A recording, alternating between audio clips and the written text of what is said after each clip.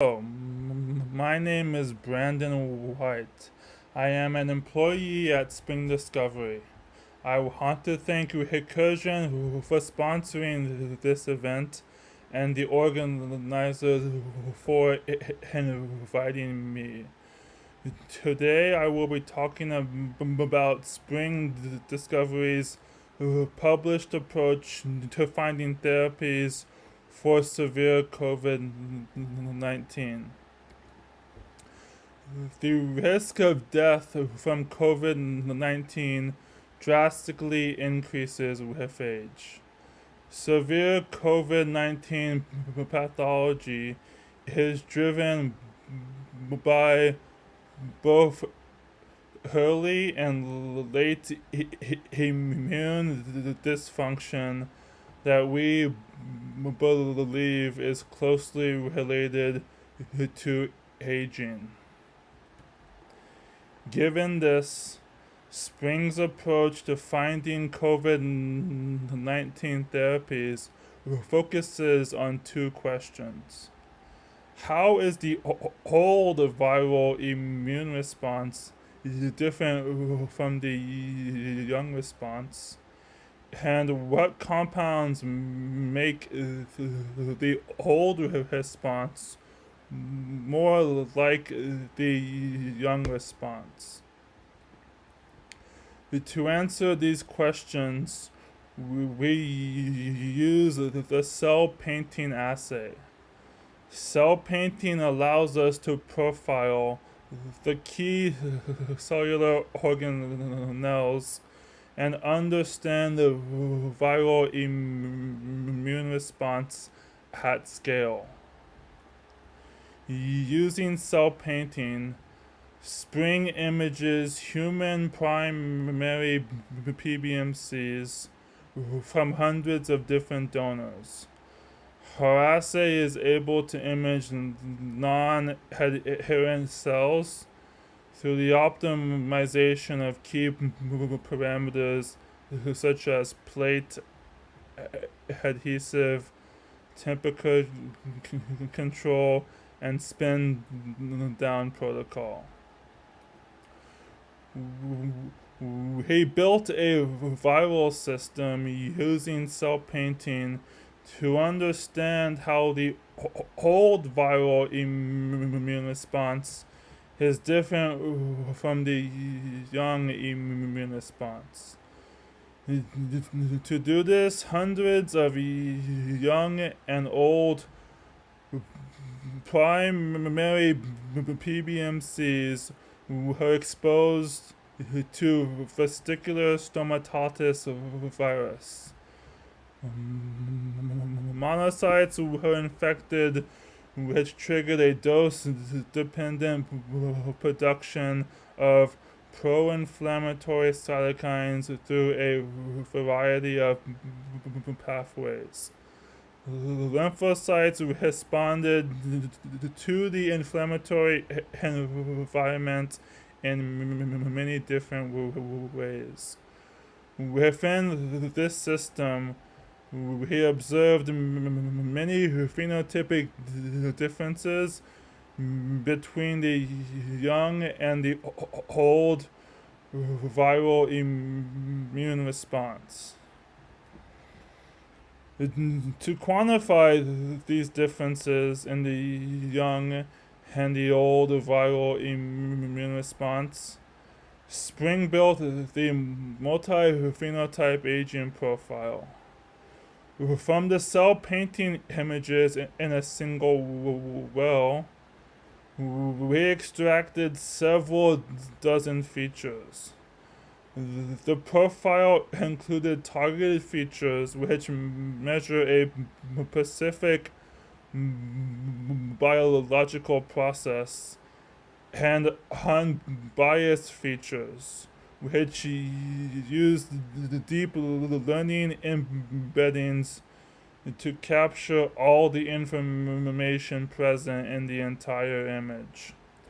Since the aging profile can be derived from a single well, He used it to screen thousands of compounds to find the one which make an old profile look like a young profile. One of the first targeted features we looked at was cell composition. He trained supervised and unsupervised algorithms to quantify changes in cell composition. We measured shifts in different immune cell types. A lot of these classes were shown to significantly correlate with traditional flow cytometry markers. We also quantified the composition of different types of cell death. Cell death pathways such as apoptosis, necrosis, and pyrotosis all induce specific methodologies which we built computational methods to quantify. As just one part of our aging profile, the compositional features I described showed significant differences between young and old. Old donors have a higher rate of infection with increase in infected monocytes, while the percentage of uninfected monocytes is unchanged between young and old donors. The opposite trend is true for the percentage of T cells. Upon viral exposure, the old donors experience a significant decrease in T cells. This decrease is only significant during viral exposure. We hypothesize that the differences in cell death that we observe could be driven by the differences in the young and old inflammatory responses. The major inflammatory cytokines, including IL-1 beta, IL-6, and TNF alpha, were all significantly elevated in the old donors. The old donors also had significant correlations between the increase in inflammatory cytokine levels and the decrease in the percentage of the T cells. The same correlation did not exist in the young donors. We had to account for batch effects and technical artifacts biasing our aging results. The key to overcoming these biases was specifically accounting for them in an experimental design which evenly distributed the young and the old donors across a plate.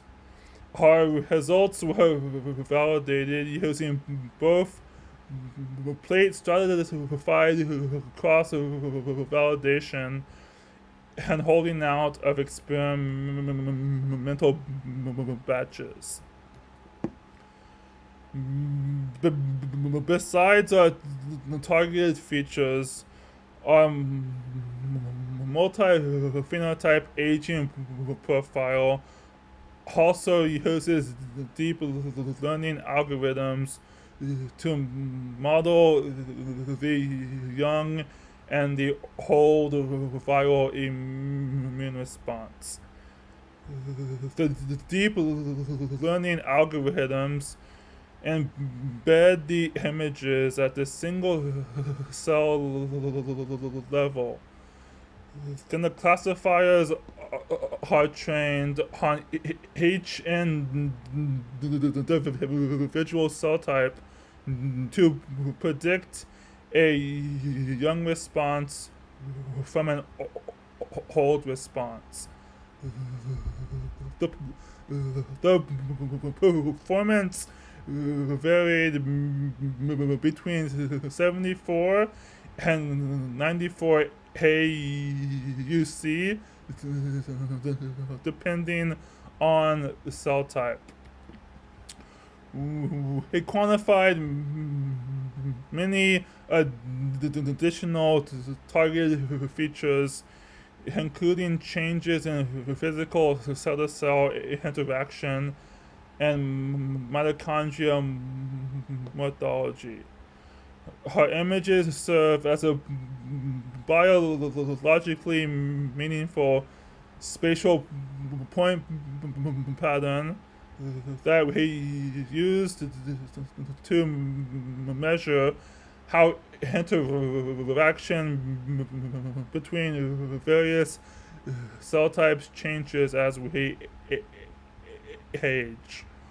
We also developed a method to measure the percentage of cells with reticular mitochondria or fragmented mitochondria.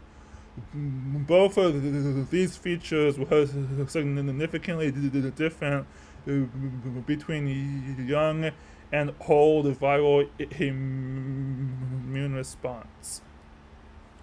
Those were just some of the differences we saw in the young and old viral response. There were many more features within our aging profile that showed significant differences between young and old. If all of these differences captured in our multi-phenotype aging profile, we then used it to find compounds which made the old profile more like the young profile. To do that, we screened thousands of FDA approved compounds and ranked them by the two scores. The first score was an immune aging score, which measured the rejuvenating potential of a compound based off the aging profile. The second score was a COVID-19 cytokine score, which measured how a compound changes cytokines related to severe COVID-19. Using these two scores, we ranked thousands of compounds and chose the top ones for follow-up studies. One of the top ranking compounds in the screen was disulfiram. Disulfiram is a 60-year-old FDA approved generic with a robust safety profile that was originally approved to treat alcoholism.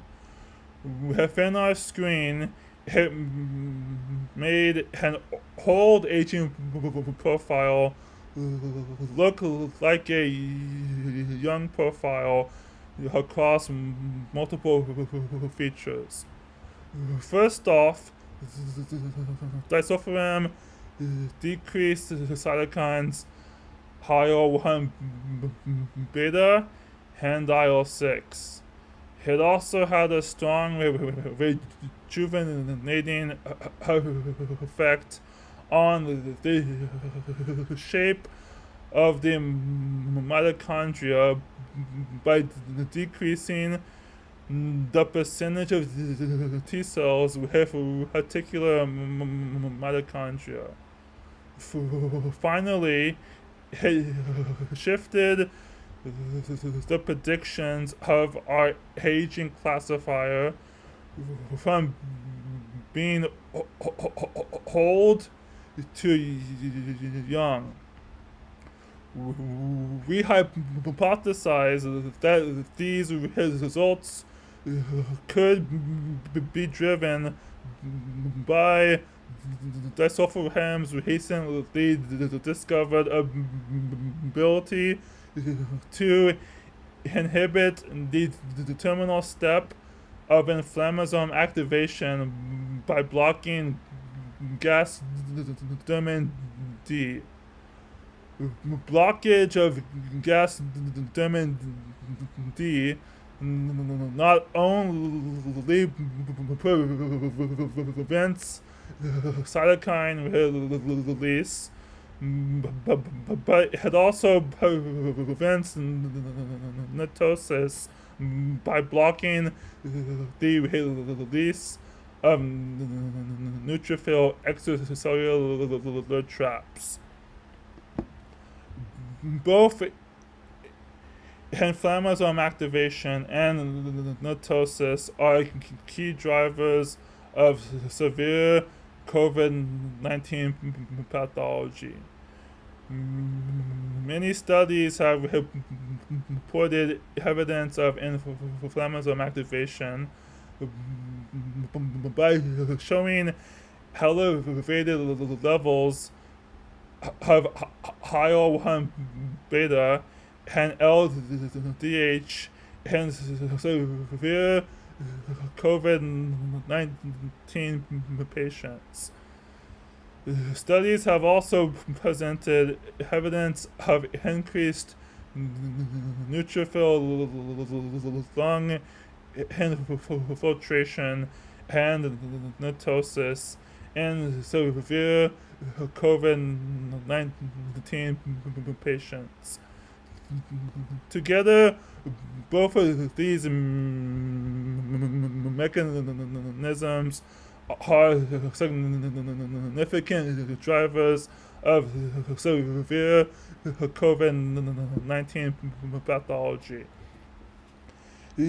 Given disulfiram's robust 60 safety profile and ability to block inflammasome activation and neutrophil mitosis, we have initiated a clinical trial to test disulfiram. The trial is a double-blinded, randomized, placebo-controlled study of 200 older patients who have moderate COVID-19. The trial will start enrollment next week. Our multi-phenotype aging profile is able to understand many differences in the young and the old viral response. Using this profile, we surfaced the top candidates related to two key drivers of COVID-19. Inflammasome activation and netosis. Our top candidate, disulfiram, is able to block these drivers while also being safe, cheap, and globally available. Most companies would have overlooked disulfiram because it's a generic. Spring strongly believes that it has a huge opportunity for global impact. This is the team who worked on this, and our paper is up on bioRxiv. Thank you.